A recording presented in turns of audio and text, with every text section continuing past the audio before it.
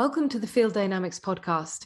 We're here to facilitate inspiring dialogues about the nature of consciousness across disciplines, communities, and practitioners, all with a holistic perspective. From energy healing to somatic therapies, from neuroscience to meditation, we believe the most interesting things happen at the boundaries of disciplines. I'm Christabel. And I'm Keith. Thanks for joining us today and enjoy the episode.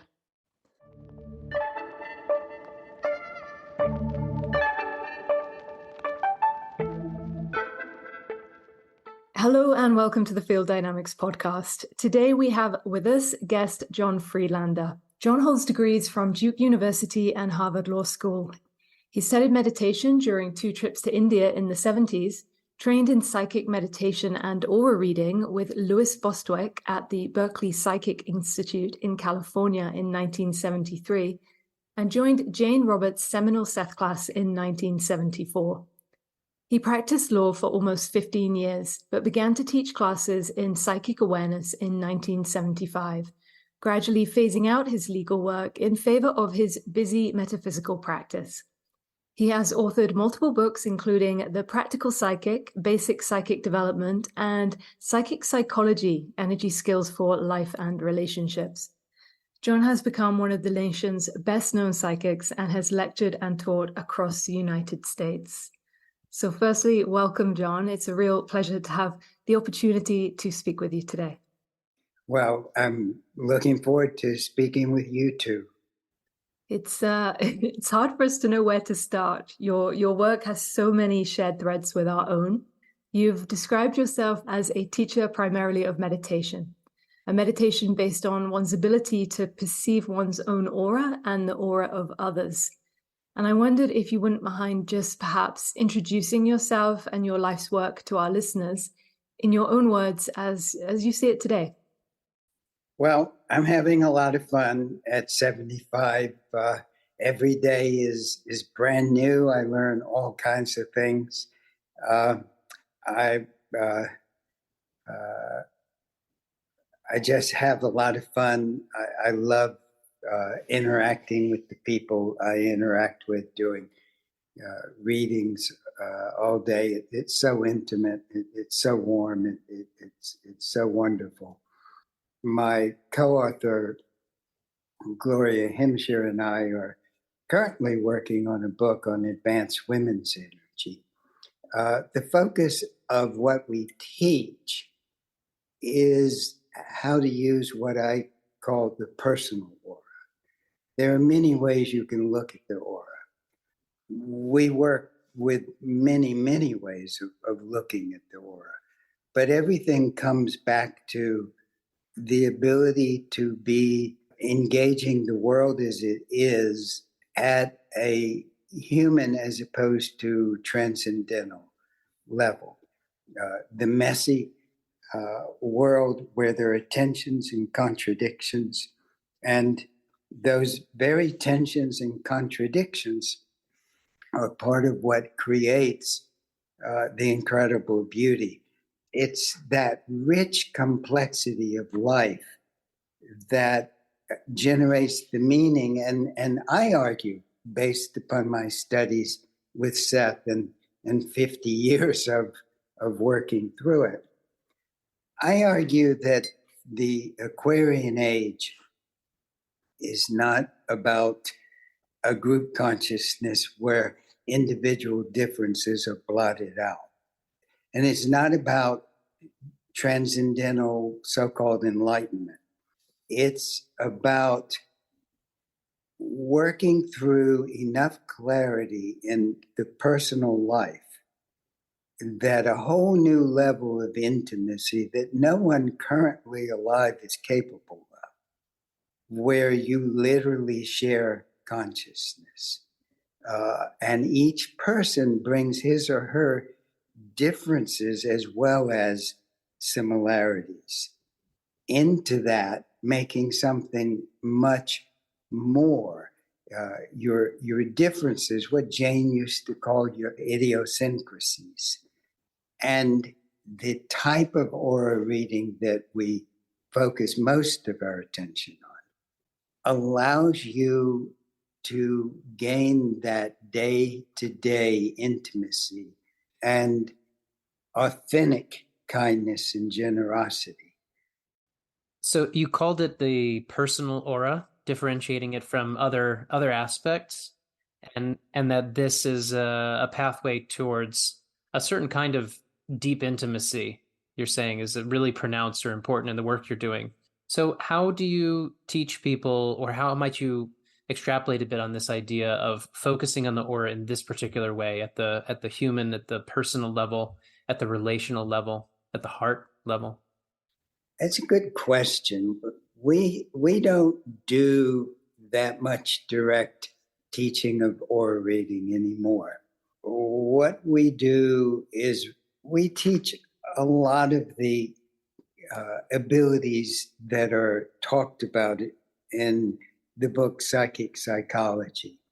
And as people work through that system, they tend to develop the ability to see, especially to do what we call say hello. So let me back up. There are two basic operations that we use for engaging the personal aura. There are more complex things that can be done, but everything can be done based upon these two basic operations. So number one is, whose energy is it? That's what makes it the personal aura. Other auras that vibrate either lower or higher, there's no your energy or my energy.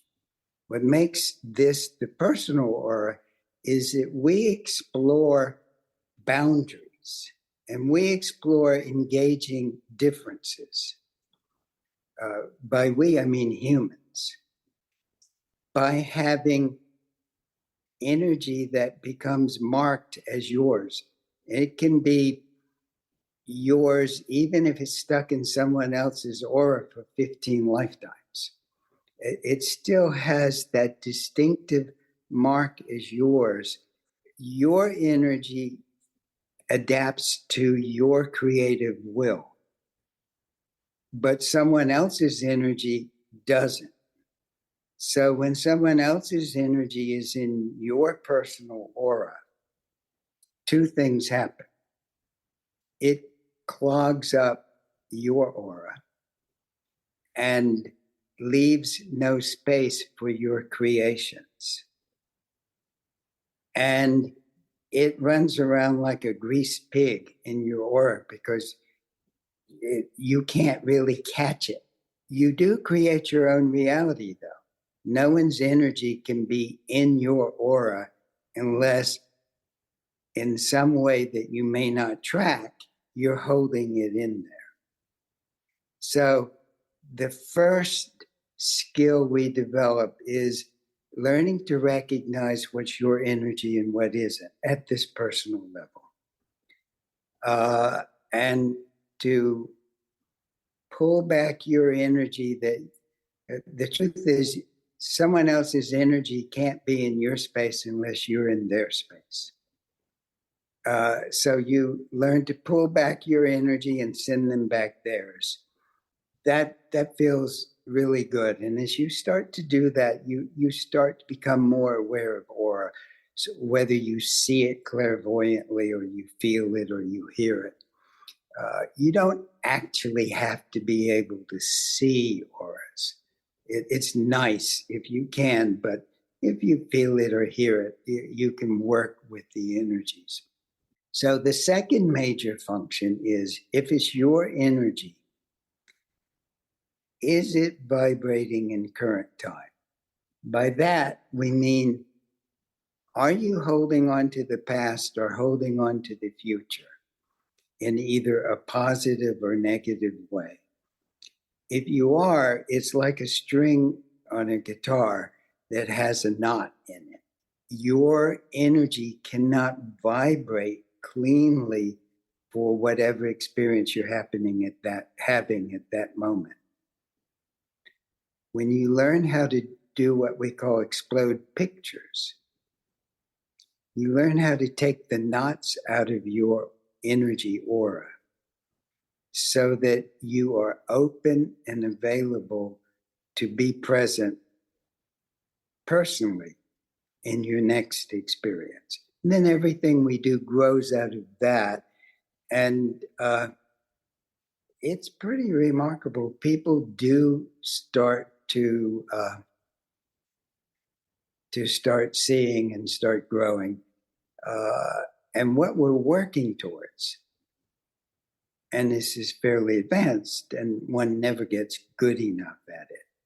But what we're working towards is you being able to have a conversation where you are able to track who that person is you're talking to,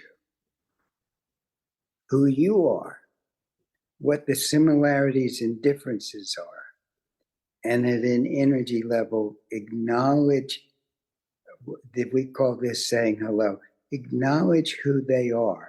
That's neither approving nor disapproving, just acknowledging with an energy. And when you succeed in that, inevitably, their aura will brighten and your aura will brighten. And there is actually, you don't necessarily have to track this, but when you do that, there is actually a transcendent, intimate energy that gets activated in that process. Fascinating. I know many of our listeners are going to be very intrigued by what you're sharing here.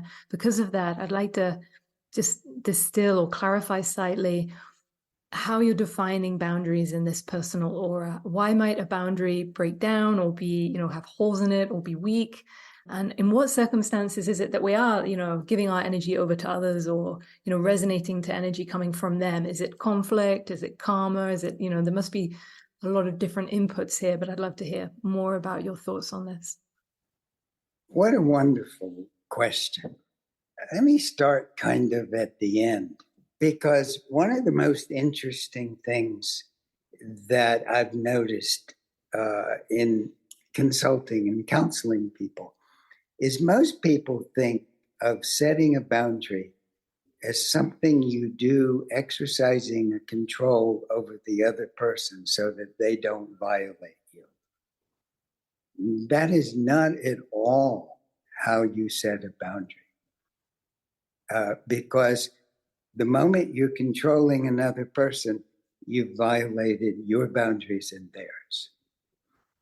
No matter how righteous what you are talking about. I remember a respected teacher was doing a reading for someone I know, and the teacher said, well, that's because you're trying to control your parents.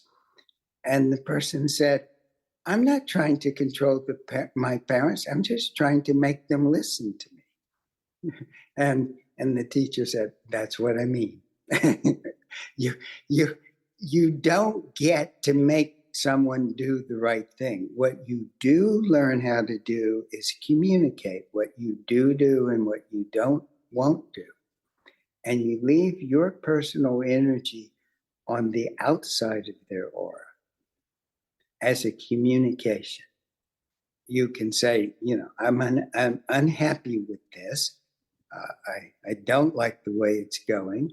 If this continues, I'm going to call the police or move to Florida, or in other words, you communicate. Now, that's only at the extreme where you're talking about violating boundaries.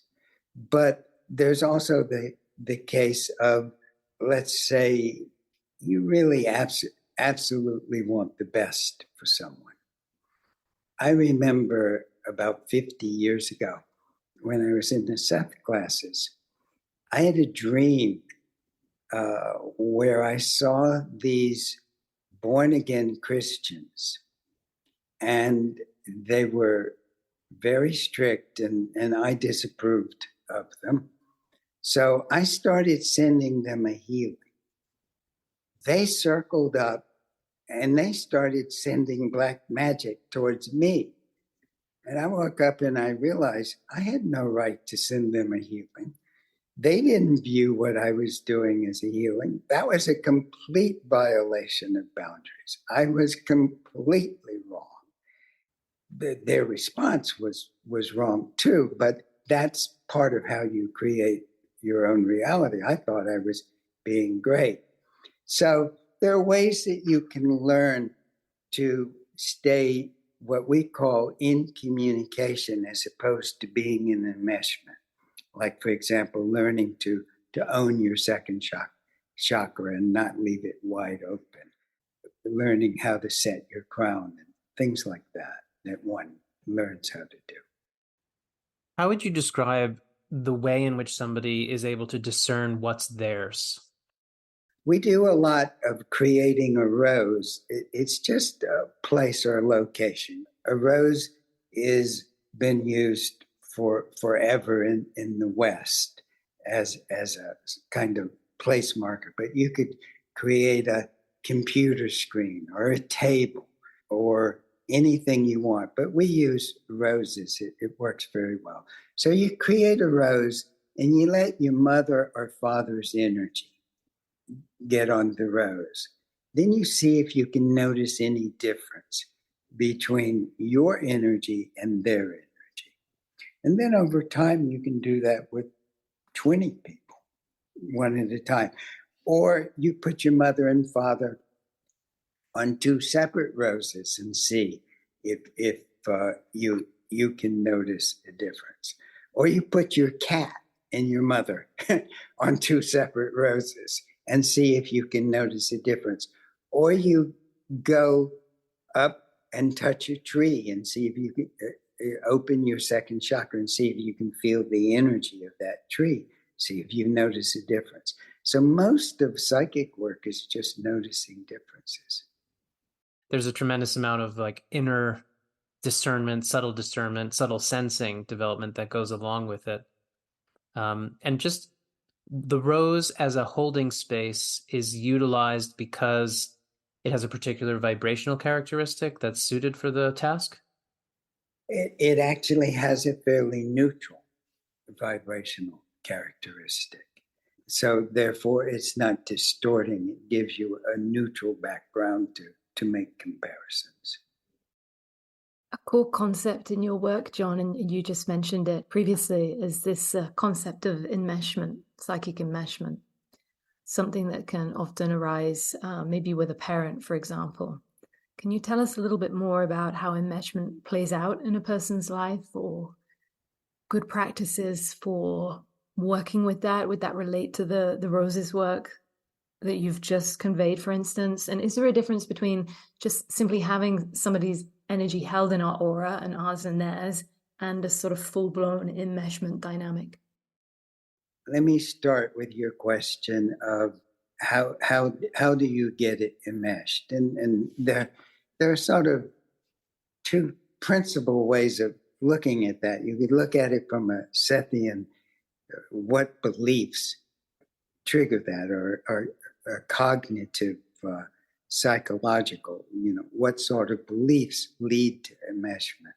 Then you could also look at it straight energy and not get into all the cognitive stuff.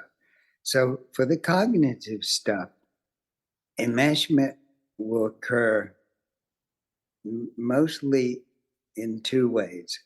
One is a kind of attempt to control the other person, regardless of how well intended you are. That inevitably leads to at least some degree of enmeshment.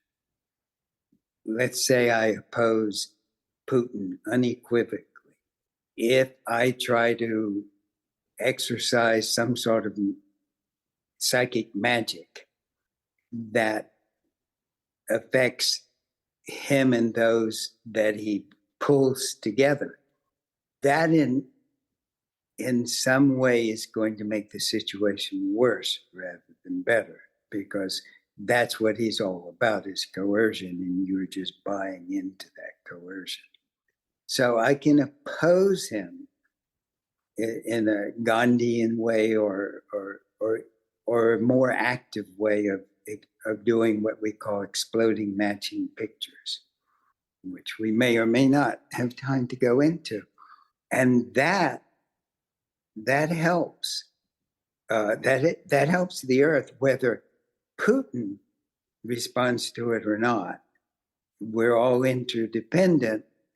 And some folks, including me, who I'm exploding matching pictures, will have a better energy. And in the long run, that makes things better.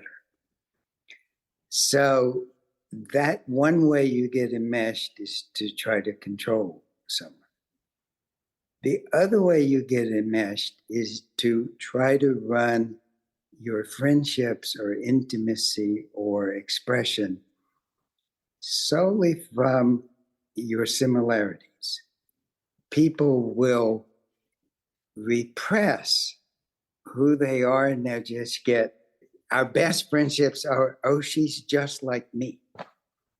Well, that's not the kind of friendship we're looking for. As much of the intimacy arises out of noticing differences. I've been with my wife now for 47 plus years.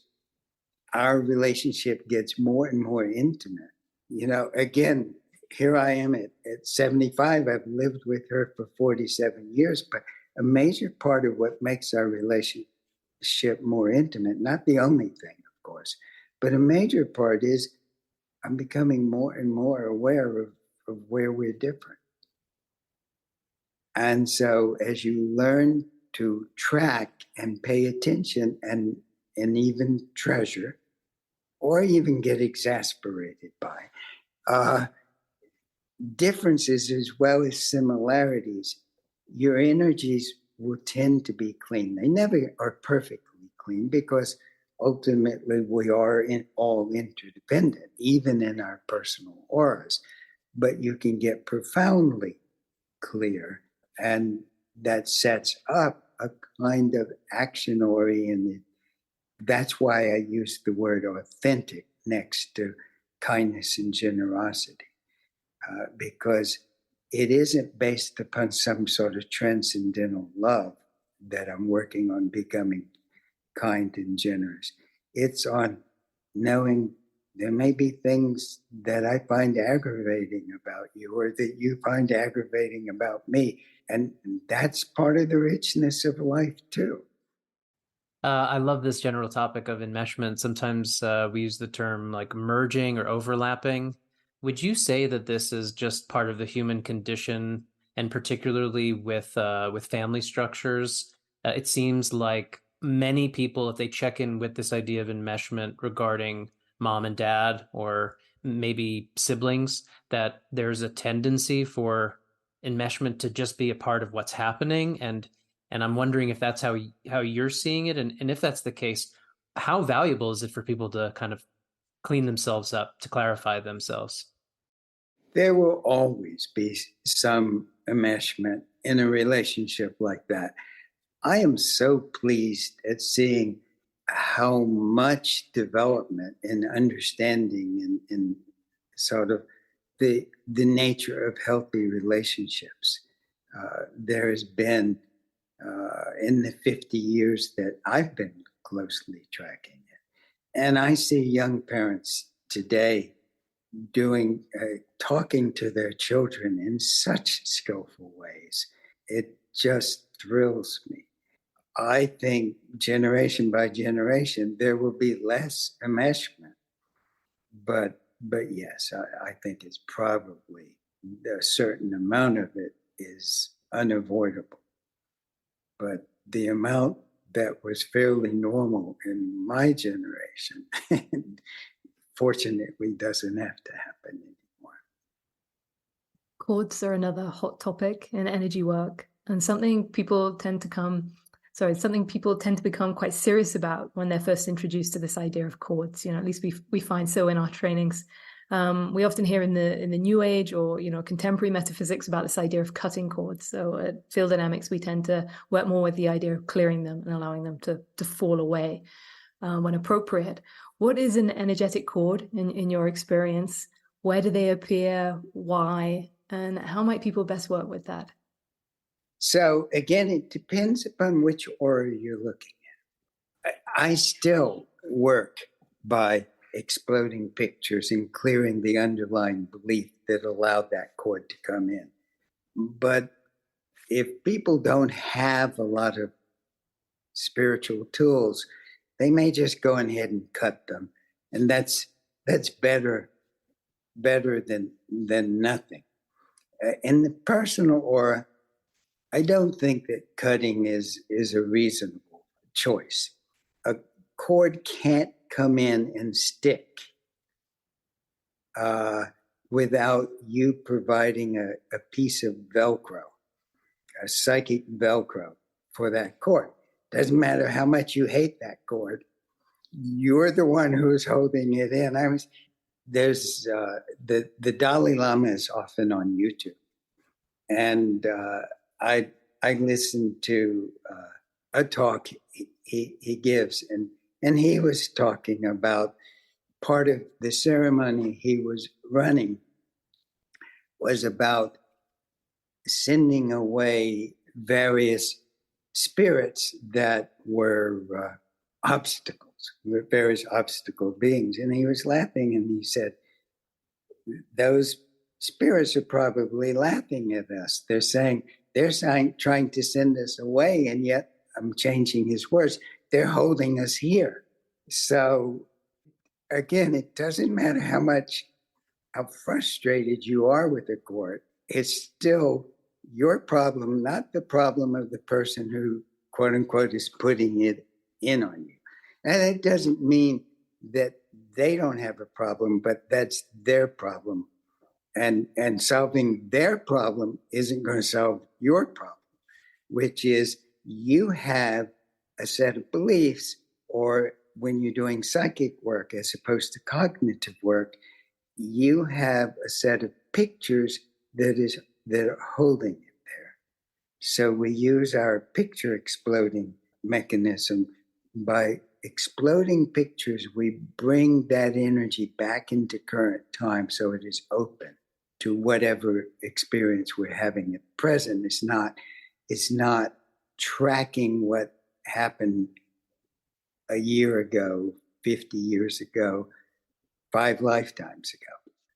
You can often just remove a cord just by intending that it go, or just kind of brushing it with your psychic hands. What happens is that unconsciously you're exploding the picture that provided the Velcro for it, the picture or pictures. Often it'll work better if you explode pictures. And then there's a particular kind of cord that's called a contract cord, which we find is driven by karma. And you can always clear it slow and steady by exploding pictures. But if you know how to clear karma, you can do it much more quickly as you clear the karma with it. It is never necessary for you to hold on to a cord because of some karma. You can go ahead and clear the karma, and then you can let the cord go. You had a really seminal experience working with Jane Robert, the channel of the Seth Material. And you yourself most recently have a book called Recentering Seth, where I believe you channeled Seth for the material in that book. And please correct me if I'm wrong. You know, people get uptight when you say that you're channeling Seth. I channel a bunch of beings that are part of the overall gestalt. Seth is a creation between Jane and this large being. And they ascribe all kinds of particulars to it in their stories about Seth being a sea captain and stuff like that. And you can narrow Seth to that if you want to. That does capture that relationship between Jane and Seth. And it was such an intimate, sweet, and wonderful relationship. You could see it in the Seth classes. Seth was so charismatic, so articulate, so brilliant, and yet so kind. So to respond to your question, my book publisher, you have to work with your book publisher. They know the business, and they're human beings, and they have their thing. And I think they did try to kind of imply that I was channeling Seth, but I've sort of gone I have my own unique, not just one relationship, but multiple relationships with that overarching being. So that's what it is. And it's not an unbroken channeling the way Jane's books were. It really arises out of the 50 years. It's now 51 years since I started reading Seth in late August of 1972. What an amazing experience that was. What is it like for you to be in a channeling state? Like, how does the information come through you? How would you describe that? And does that in any way connect to how it is when you're working with individuals, how information, how subtle energy presents itself to you? I've been doing this for a long time, and I am a working clairvoyant. So when I'm talking, I'm watching you, I'm paying attention to me, my guides sort of are up there, gently sort of nudging me at times, or reassuring me, oh, go ahead, take it, you're doing fine. So there's a very easy back and forth for me, and I don't do voices. So when I'm channeling, people may notice a little change in my vocalization, but what you get is my own voice, and I'm a conscious channel. And that's a very important part of it, because as information is coming in, we get to talk back and forth, me and my guides, so that I make sure that I'm getting the concept right, that I'm understanding, that I'm choosing words. It's a very collaborative situation. So, and there are different levels for me of channeling. So as I'm talking to you, there's a little bit of channeling throughout this, sometimes more, sometimes less. When I'm channeling more formally, the emanation from this large being comes much more forward, and I'm much more in the background. But I'm still paying attention. I'm learning as I channel, which is a lot of fun. And when I'm doing readings, I will often, just to keep my palate clear, someone will talk about something, we'll talk, and I'll say, well, this is my opinion. Let me check and see if my guides agree. And very often, sometimes they will, and sometimes they'll say, well, let's make this slight adjustment. And sometimes they'll say, John's all wrong. Here's what we think. And that's fun too, because, I'm learning stuff. There's a quote of yours, John, that I really like. I do believe that the complexity of personality, with its strengths and weaknesses, is the training ground for our most profound spiritual project.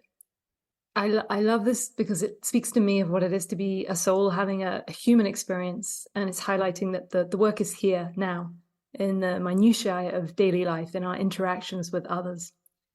And you just mentioned as a clairvoyant, a lot of the skill set that you possess is really of that more traditional clairvoyant ilk.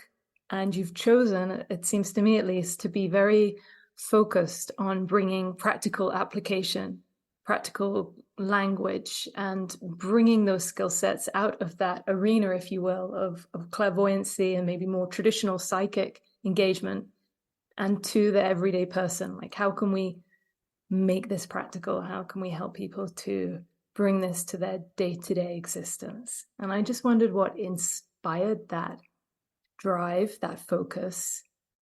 I think that was one advantage of having the parents that I had. And I think I probably came into this planet with the intention of being very, very practical. There's a system called the Michael system. I don't know if you're familiar with it.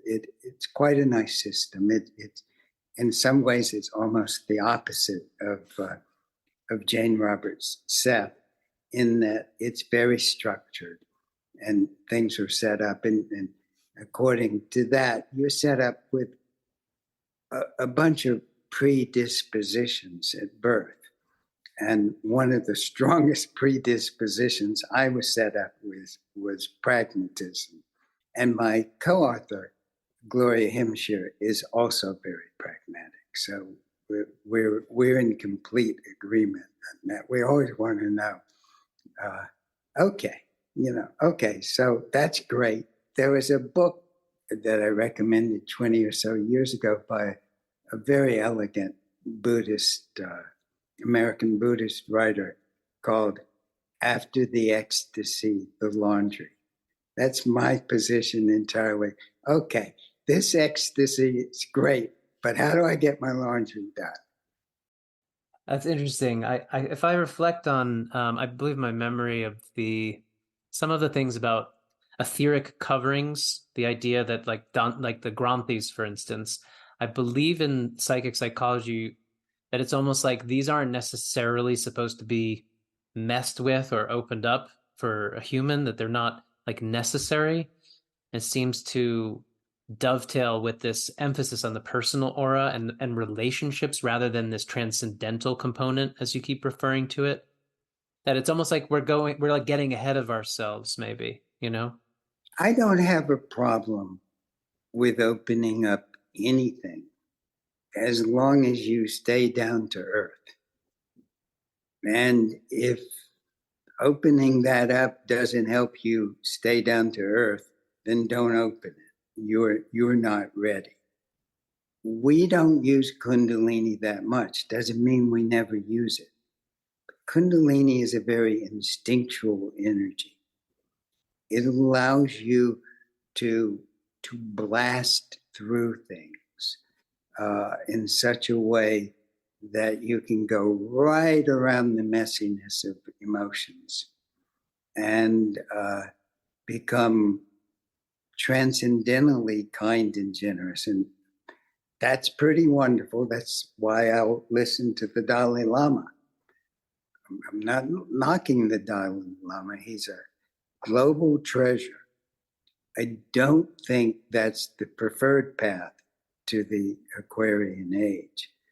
And so I have no trouble with using Kundalini, but we don't use it much because it's pretty hard to stay down to earth when you're cranking out that amount of Kundalini power that everyone's in bliss when they're 100 yards away from you. I wonder, John, how you might define the term thought form.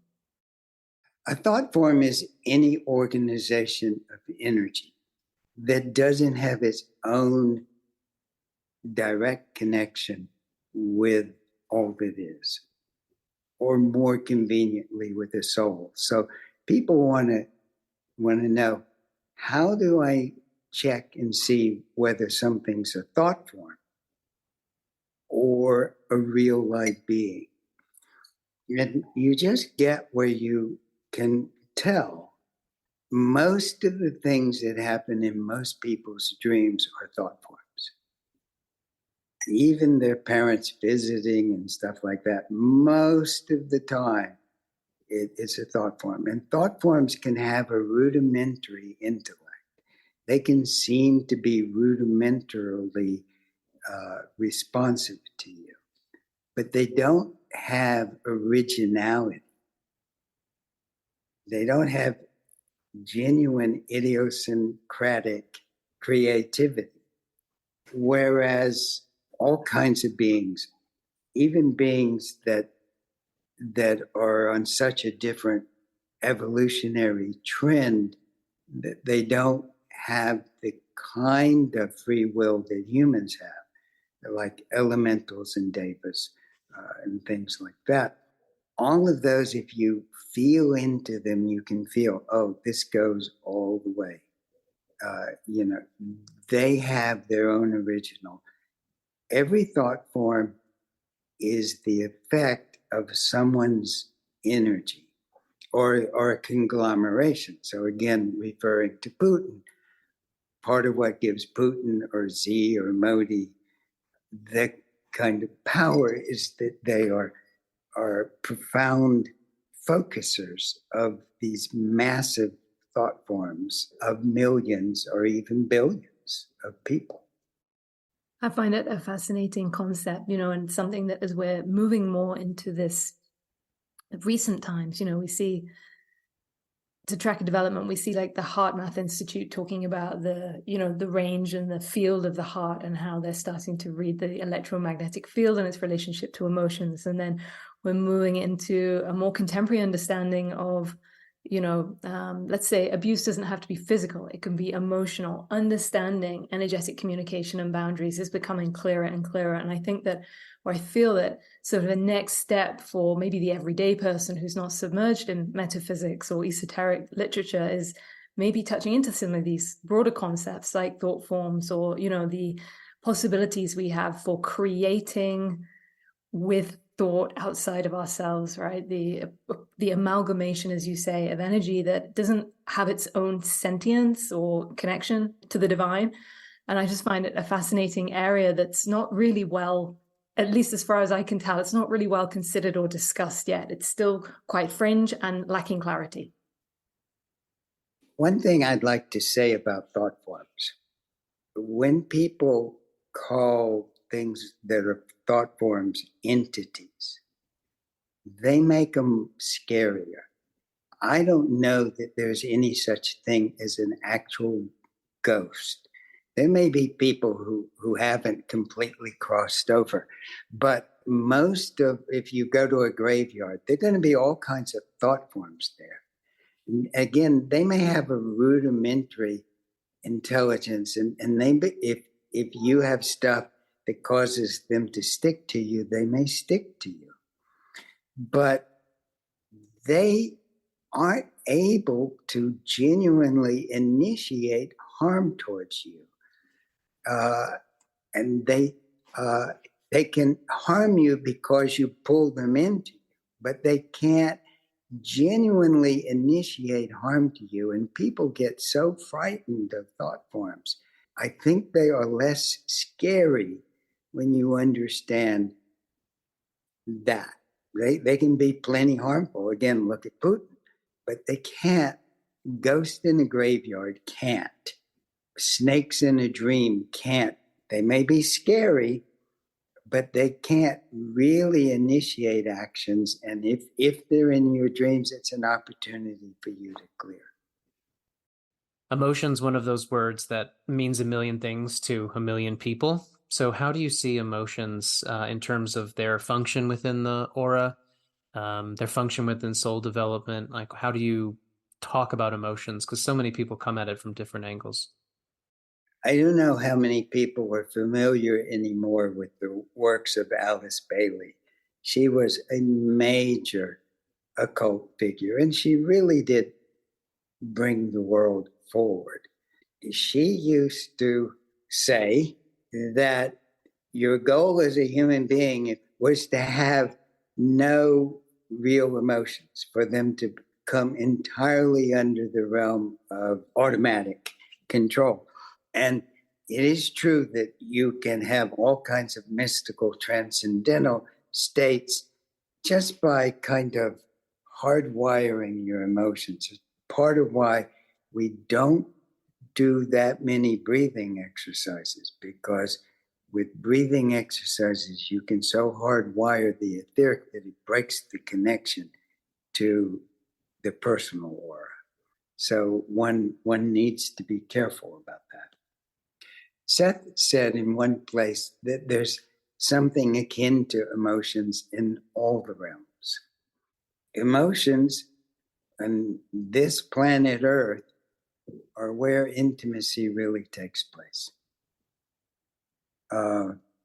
Now, there's a kind of intellect which can also be intimate, but I think it requires an Aquarian consciousness. It requires more than one body to do, probably. So technically, emotions would take place in what the old theosophists called the astral plane. So I don't distinguish between emotions and feelings. Do you have some distinctions that people make that I might address about what I mean by emotions? I think that's a great clarification. Astral, there's an overlap there with the astral body or the astral plane, and the exchange that's taking place in the astral versus what you're saying, etheric or vital, which is like lower dimensional, more physically oriented, versus transcendental, which is something above that, so to speak, and transpersonal, let's say. That's at least the mapping I'm getting. And that emotions in one hand might be looked at as something like ideally one has no emotions, or extinguishes the biases or distortions that underlie the formation of emotions. But at the same time, you can look at emotions as a intimacy or bonding mechanism amongst people, which is this push-pull around the general definition of emotions. As some would say, as you said, an Alice Bailey definition, basically the goal is to extinguish the emotions. And then others might say, well, hold on a second, like love for another is an emotion, whereas that, some people might agree with that or disagree with that. Love itself is an emotional state, and that if you look at it through that light, that's not something to get rid of, but rather to actually express more and more and connect more and more with other people in the world through that state. So it's a subtle thing. And I don't know, I'm just reflecting back to you what I'm hearing, because it's complicated. That word emotion to me is very complicated personally. I think it is. I'd like to address a really fine point. You were talking about the biases that can drive emotions. It's impossible to have a perfect bias.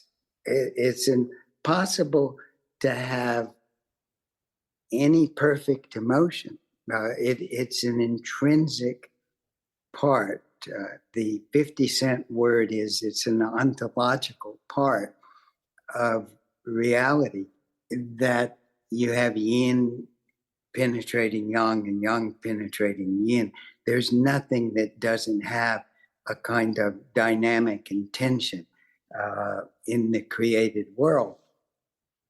So it's impossible to have a perfect bias, but your biases can serve a very productive part. Every bias is ultimately has some delusion in it, but we move from one creative delusion to bigger creative delusions and more generous creative delusions. So there are what I might call unskillful biases, and there are skillful biases. I have a bias towards my cats. I have a bias towards my wife. I have a bias towards you. You seem like a delightful person. I can't have those biases without some sort of limitation. And there is inside that bias some potential problem, but it's more, but much, much more, it's part of the adventure of being human. Thanks, John. Starting to bring things to a close, would love for you to share with our audience your current works, projects, and how people may be able to connect with you or to work with you if they'd like to. Okay, well, we have a website, psychicpsychology.com. We're beginning to get a little bit of stuff on YouTube where Gloria is going to kind of cover a lot of the basic technical skills, and I'm covering some of the bigger picture issues. Gloria is really putting together a book that both of us are contributing to on advanced women's energies.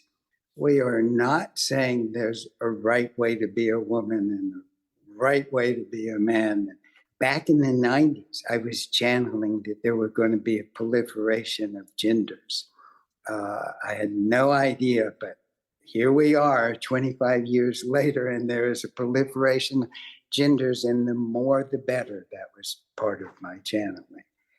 But there's some really fascinating stuff, and sooner or later we'll get that out. We do have a women's group that meets on Tuesday nights. It's very inexpensive. 4 times a year, I teach a major intensive.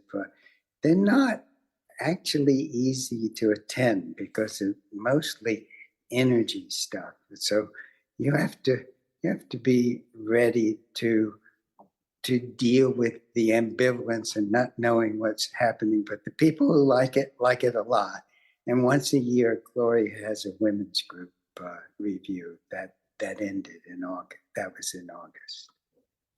And we mentioned a number of your books in the bio, so people can look those up as well. We'll make sure they're in the show notes. It's been a pleasure to speak with you today. I think one of my main elements of enjoyment is your very pure advocacy for personal responsibility in this work, energetically and socially. So thank you for that. Thank you, John. Really nice to finally meet you after having read your work many years ago. Being influenced by it and then getting to actually have a conversation with the living form. Well, thank you. It's been a delight. Thanks for listening to the episode. What really supports the podcast is providing a rating and review of the show on your preferred listening platform. This helps us get the message out to a wider audience. If the topics we discussed today appeal to you, do take a moment to subscribe. Lastly, we invite you to check out our website, fielddynamicshealing.com, to learn about our training programs, private session work, and to see how we're setting the standard in contemporary energy healing. Many thanks, and see you next time.